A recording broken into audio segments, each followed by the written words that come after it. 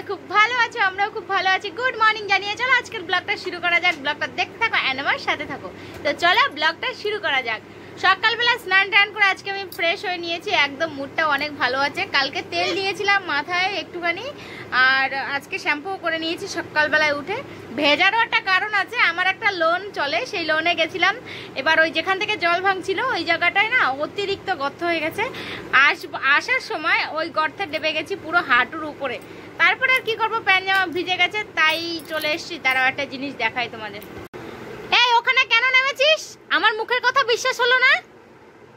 হ্যাঁ, আমি বলেছি ওই নাইটিটা ভিজা, ওই নাইটিটা আমি স্নান করে নেড়েছি, আর আমি এখন গেঞ্জি প্যান্ট পরে আছি। আমি বলেছি আমার নাইটি সব ভিজা, আমি এখন কি পরবো, এইটা পরি। ও বলছে না এটা ভালো লাগছে না, এইটা খোলো না। আমার মুখের কথা বিশ্বাস হলো না। ওখানে চেক করতে গেছে যে ওই নাইটিটা ভিজা কি না ভিজা না।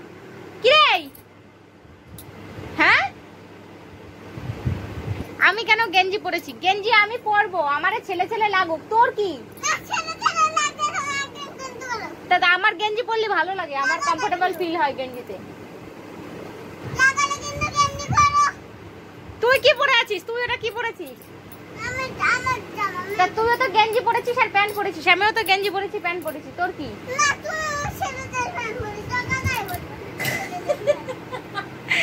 ছেলেদের জামা প্যান্ট ওর খুব আলিশি, খুব মানে লজ্জা। ও ছেলেদের জামা প্যান্ট পরবে না, ওর ছোট যদি হাফ প্যান্ট দাও হাফ প্যান্ট হলে হবে না, ওর ফ্রক জামা লাগবে। মানে আমি যা চিন্তা ভাবনা করি আমার থেকে একদমই আলাদা। হ্যাঁ তুই চুপ কর।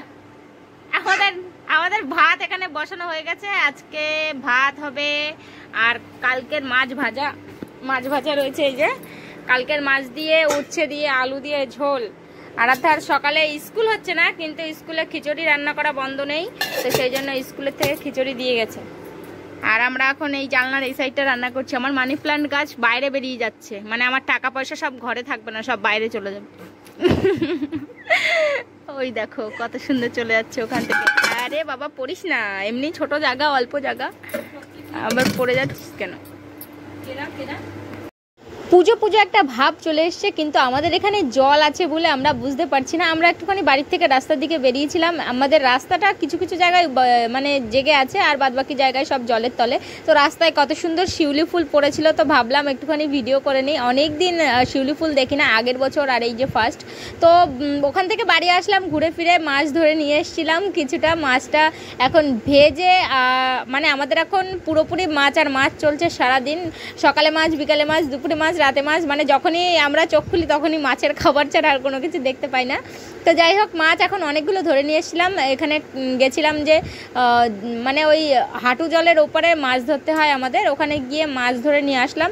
এবার মাছ শুধু আর খেতে ভালো লাগছে না, তাই ভাবলাম মাছ দিয়ে একটুখানি পকোড়া করে তারপরে আমরা একটুখানি খাই, মানে মুখের টেস্টটা একটুখানি আলাদা করার জন্য মাছ বেছে মাছের পকোড়া করেছি এই যে এইখানে। তো পকোড়াগুলো সুন্দরভাবে ভেজে নিয়ে আমরা এখন সন্ধ্যে স্ন্যাক্স কমপ্লিট করে ফেলবো, তারপরে যা হোক দেখা যাবে। তো চলো আজকের মতন ব্লগটা এখানেই শেষ করে দিচ্ছি। ভালো লাগলে please like, comment, share and subscribe my YouTube channel. তোমাদের জন্য এরকমই ছোট ছোট ব্লগ ভিডিও আসবে। এখন আর বেশি বড় ব্লগ করার মতন পরিস্থিতি নেই, তবুও তোমাদের সাথে কন্ট্যাক্ট আমার একদমই আমি মিস করতে চাই না। তো তোমরা আমাকে যেভাবে ভালোবাসা দিচ্ছ, কোনো মতেই আমি তোমাদের সাথ ছাড়বো না। আর আমার ফ্যামিলি আমার কাছে সবসময় থাকবে, সবসময় ভালো। তো যাই হোক দেখা যাক এরপরে কি হয়, কি ব্লগ আছে তোমাদের জন্য। তো দেখা হচ্ছে নেক্সট ব্লগে। বাই।